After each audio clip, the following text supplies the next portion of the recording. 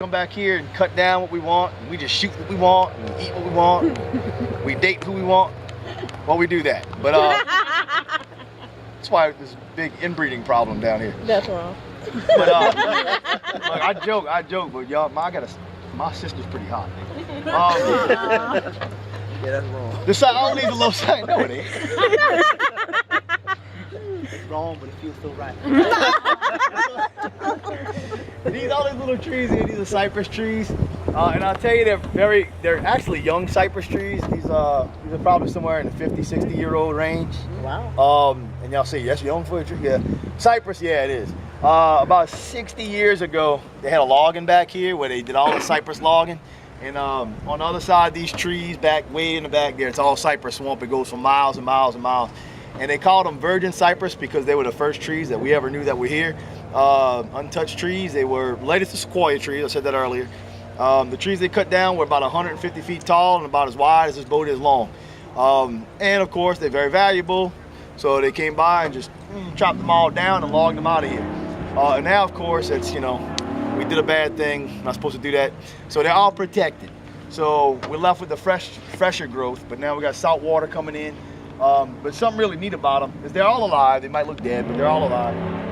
And these roots, these little sticks, it's popping out the ground. We actually parked on one of them in front of us right here. Those are the cypress knees. They grow out the water so the cypress can breathe. But if you notice, some of them have a really wide base, and they look like there's multiple of them grow. Well, over time, they're going to start growing taller and taller and kind of blending into the same piece, and then they're going to start sprouting leaves, and then they're going to actually grow a tree from the root. And they grow from their own little those propagation balls they drop as well. And these roots don't necessarily mean it belongs to that tree or that one. It could belong to one that's over there because they spread about 50, 60 yards away from each tree. So over time, all these cypress trees are connected. It's like a network of cypress. And the wood will last you forever. Now, what y'all see on that TV show on the Swamp Blogger,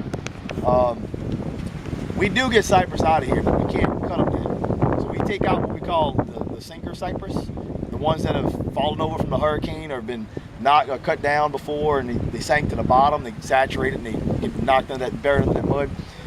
So they'll get permits to come back here and pull them trees out. Now, some of these trees have been underwater for 60, 70 years. And they're taking this stuff out and drying it out and cutting it, making furniture and selling it. And so if y'all see this, it's hard as a rock, it'll last you forever. If y'all see any furniture down in the quarter when you're walking around and you go, I thought they can't cut this stuff. Well, it's from the sinker cypress, stuff that's been knocked down from a tree and been knocked down from a storm. But the story is, because some of these things only been built maybe 3 months ago, 4 months ago.